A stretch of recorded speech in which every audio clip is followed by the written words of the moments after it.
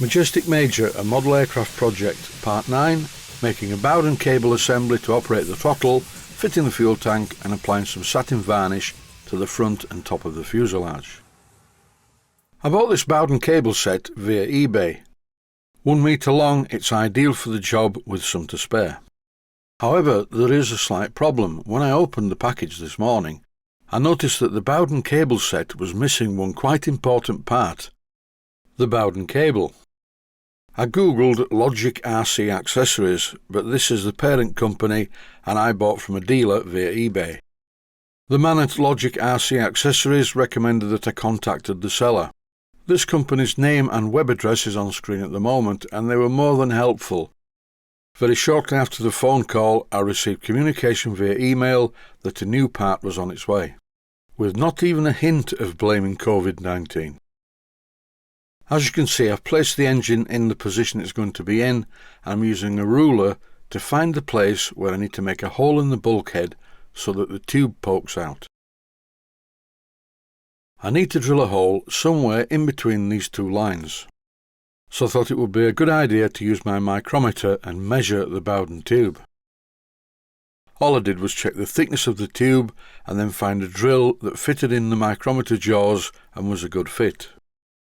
I had a bit of a problem though when I started trying to drill the hole. My Proxxon motor tool is a bit too big.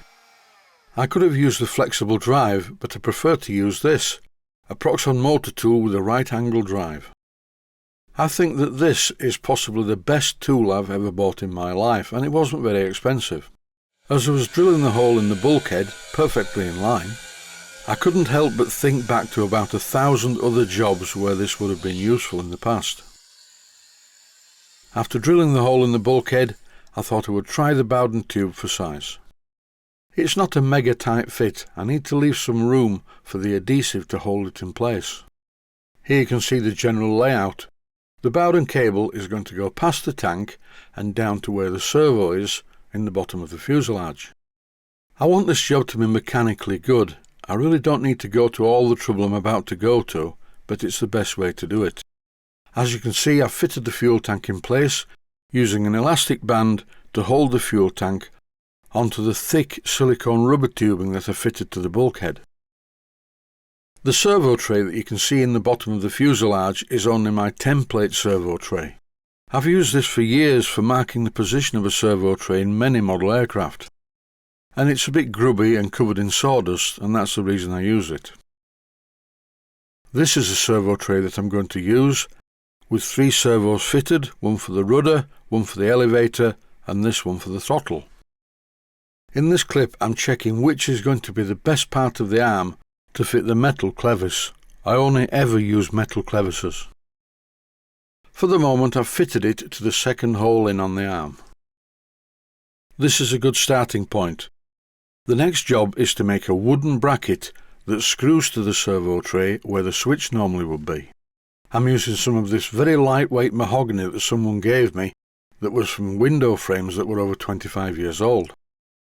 This wood is very dry, very light and very strong. Initially I was going to do it this way, then I had a better idea. I cut this shape using a larger piece of mahogany.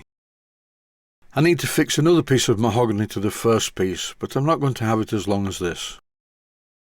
To fit the parts together, I just used some cyanoacrylate adhesive. This is medium viscosity. Then I held the 2 pieces of mahogany tightly together until the adhesive grabbed. I left it on the side for a while and did another little job. And once the adhesive had fully cured, I held it in position on the servo tray and marked through the holes using a pencil. Then I carefully drilled the holes on the marks, pushed in the piece of 4mm tube to its approximate position. Everything seemed to be fine, so I moved on to the second part of the operation and I drilled 2 3/16 of an inch diameter holes all the way through the T-shaped part into the upright bit. Then using some superglue or cyanoacrylate adhesive, I stuck in some dowels. This will make for a very strong joint. I took the bracket into the outer part of the workshop and sanded the dowels flat, then I painted it using some HMG satin black paint. Then I stuck a small paintbrush through one of the holes and clamped it in the vise.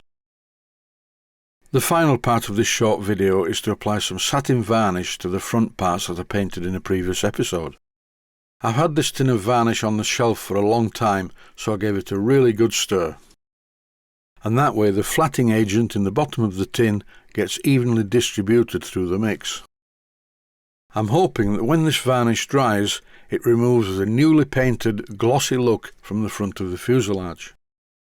As well as helping the fuel-proofing process, fuel-proofing radio-controlled model planes when you use an internal combustion engine is of vital importance.